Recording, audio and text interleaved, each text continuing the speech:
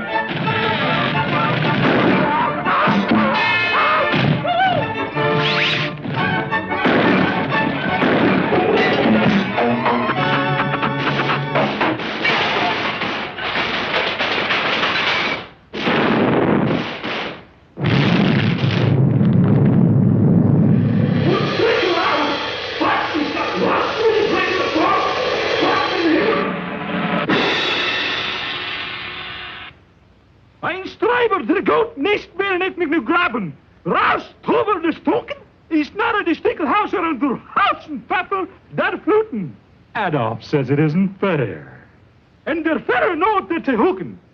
He's being oppressed. And der Stickelhauser and der Hausenpfeffer. He says it's an outrage. I don't know what it is. The Führer says. Und die Graben. Quiet! The Führer says, against your anti-tank rifle, he simply can't win.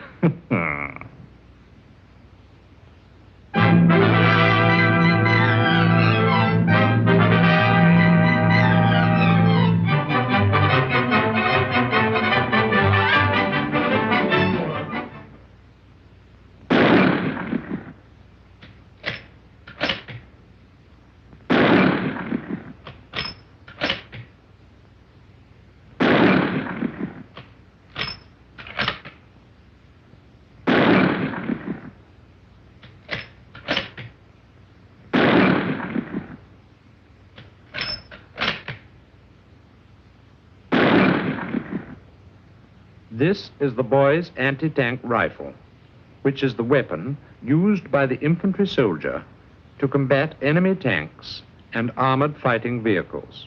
It is a very accurate single-shot weapon with a simple bolt action similar to that of the service rifle.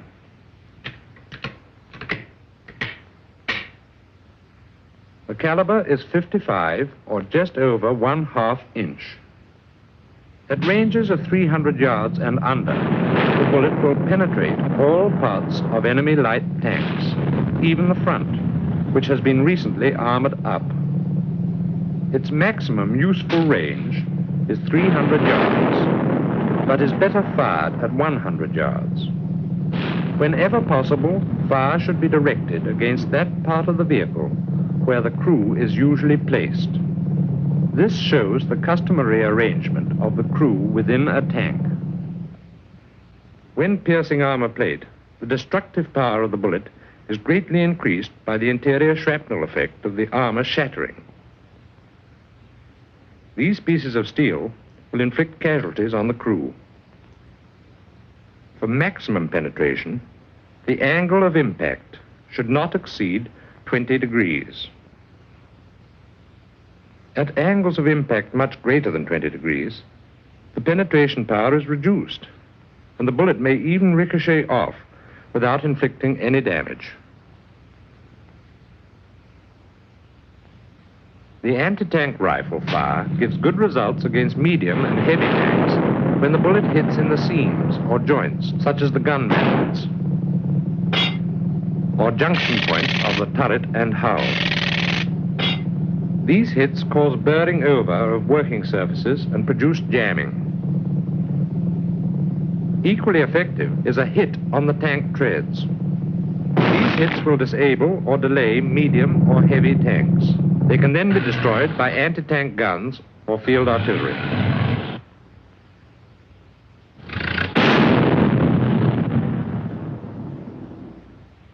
Here we see the near side view of the anti-tank rifle. The weight of the rifle is 36 pounds. The magazine, containing 5 rounds of ammunition, weighs 2 pounds, 7 ounces. Normally, it is carried in a vehicle, although it can be carried for short distances by a man.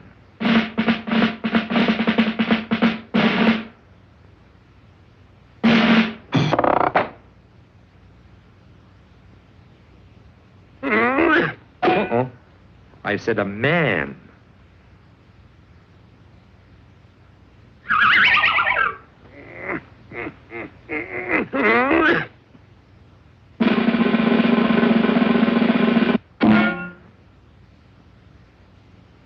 Here is the recoil reducer. And this is the foresight, a knife blade aperture type. This is the barrel of .55 caliber, and this is the adjustable backside, which is calibrated for 2 ranges, 300 yards and 500 yards. The practice of firing at 500 yards is now obsolete and will no longer be used. To inflict maximum damage and obtain a more critical point of aim, 300-yard sighting only will be used in combat. The range is set for 300 yards by turning the lever to the left. Here is the safety catch, which, as in the service rifle, is off when pushed forward and on when turned back. Forward, ready to fire. Back, on safety. Always keep the catch back on safety, except when firing. Here is the pistol grip, trigger, and trigger guard. This is the cheek rest, and here is the shoulder piece grip. This is the shoulder piece, which is padded with flexible rubber. In the shoulder piece is an oil well and brush for oiling purposes. Offside view of the rifle. This is the adjustable front support. The rifle may be raised or lowered by turning this sleeve.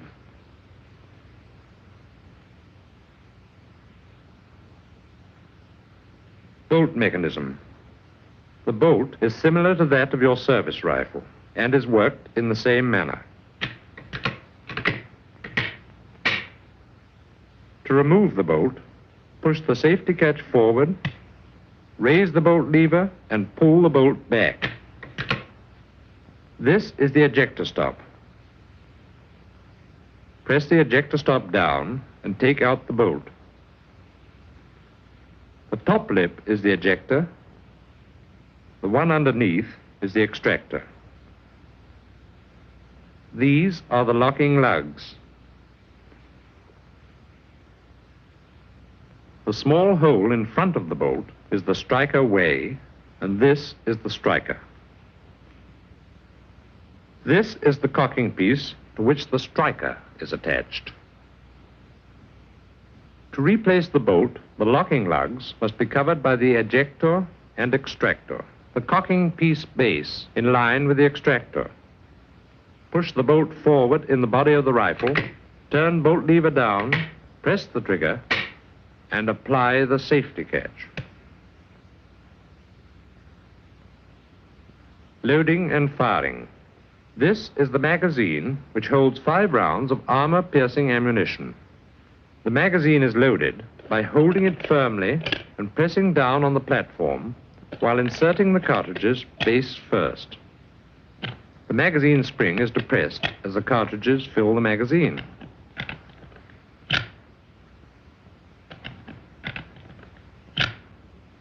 Here we see the operations of firing.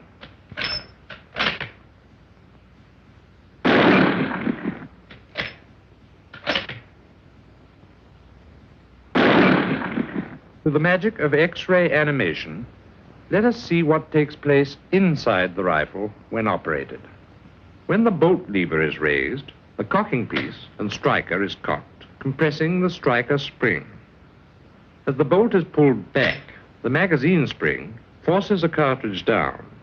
The bolt going forward pushes the cartridge into the breech. As the bolt lever turns down, the bolt locking lugs go into slots in the rifle body, thus locking the bolt firmly in position.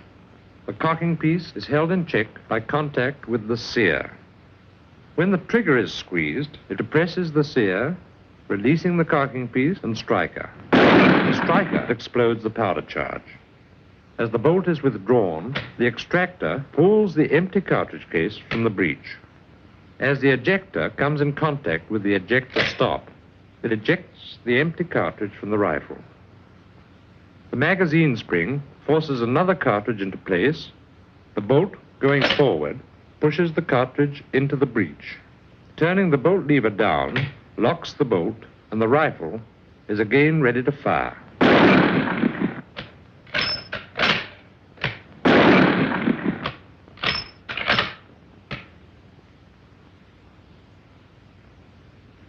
Recoil reduction. Most of the recoil of the anti-tank rifle is taken up by the recoil reducer on the muzzle, a heavy buffer spring inside this cylinder, and the flexible rubber shoulder piece. Here we see a sectional view of the rifle muzzle and recoil reducer. As the bullet leaves the muzzle, it is followed by high-speed gases, a portion of which are deflected back by the curved surface of the recoil reducer. These expanding gases exert a forward pressure on the deflector and thus counteract a good portion of the recoil. Without this device, the back pressure of the gases are unrestrained and the recoil is much greater. Here again we see the recoil reducer in action.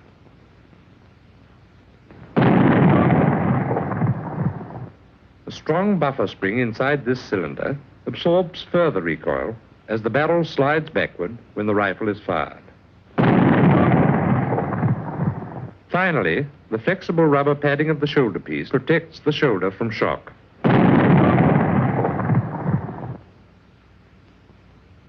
Aiming. In taking aim, the back sight is adjusted to the required range. The tip of the foresight is brought into the center of the back sight. Target approaching.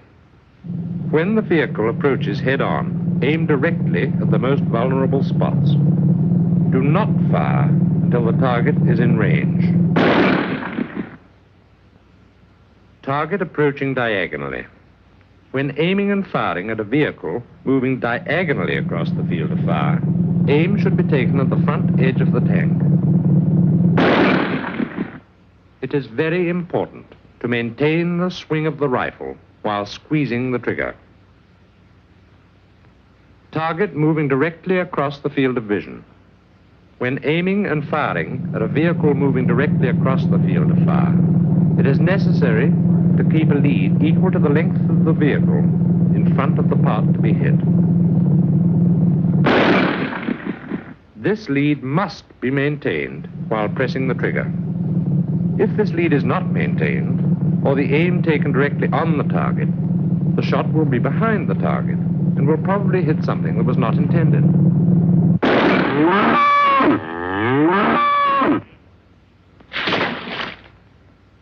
don't you shoot where you're looking? Training practice with dummy ammunition. Dummy ammunition is always used in training for safety. This ammunition may be easily identified by the red grooves on the cartridge body. Holding and loading. Lie down with the body straight behind the rifle. Grasp the shoulder piece grip with the left hand. Raise the shoulder piece to the shoulder. Turn the safety catch forward. Put the loaded magazine on. Open and close the bolt. Apply the safety catch. The rifle is now loaded. To unload, push the safety catch forward, press the magazine catch with the palm of the hand and remove the magazine from the rifle. Open and close the bolt, press the trigger, apply the safety catch. The rifle is now unloaded. Loading and firing practice with dummy ammunition. Take the lying load position. Raise the rifle to the shoulder. Push the safety catch forward. Place the magazine in the rifle. Open and close the bolt. Apply the safety catch. Adjust the sight to the required range. Turn safety catch forward. Take aim and fire. Continue until all 5 rounds have been fired.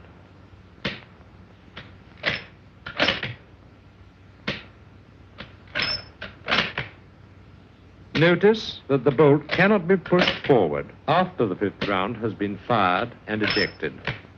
Remove the empty magazine. Push the bolt forward, open and close the bolt, press the trigger, and apply the safety catch. Stripping and cleaning. To remove the bolt, raise the bolt lever and pull fully to the rear. Press down the ejector stop and remove the bolt. Clean thoroughly with a piece of flannelette, leaving it slightly oiled.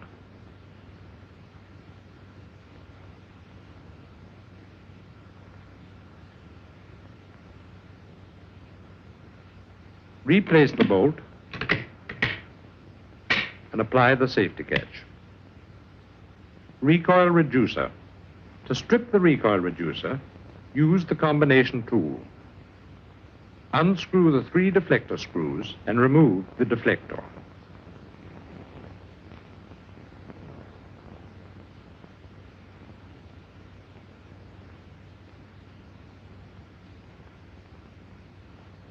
Clean the reducer and deflector thoroughly with a piece of oily flannelette.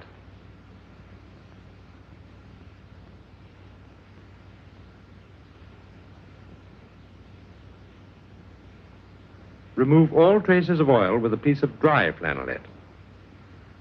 The reducer must be quite free of oil before firing.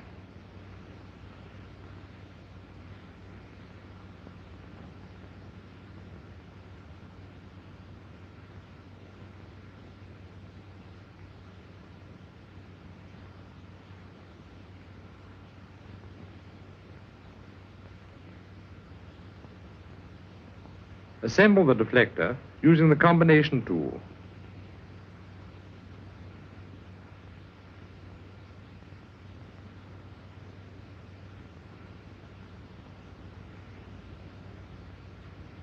Magazine stripping.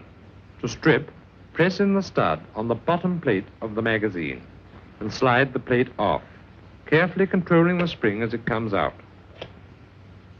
As the spring is quite strong, something like this may happen if you are careless.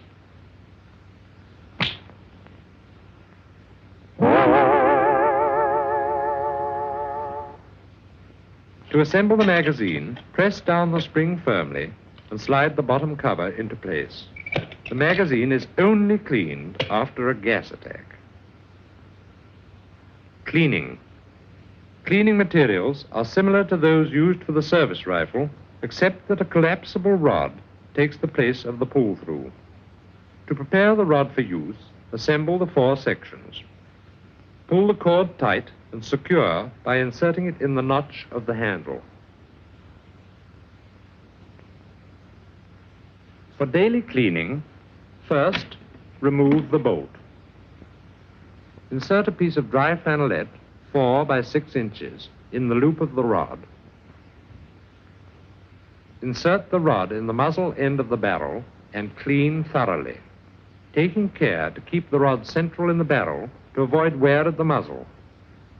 Remove the soiled flannelette from the loop of the rod and insert a smaller piece. Apply oil to the flannelette using the brush.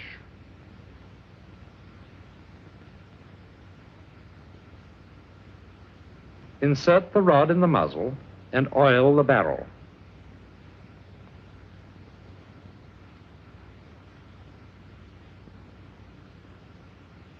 Clean the breech with the bristle brush.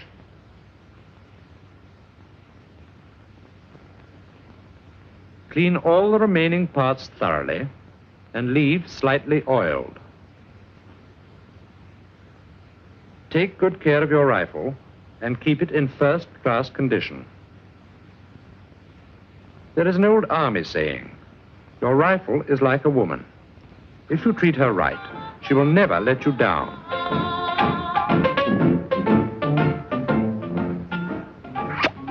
Say, now that's going a little too far.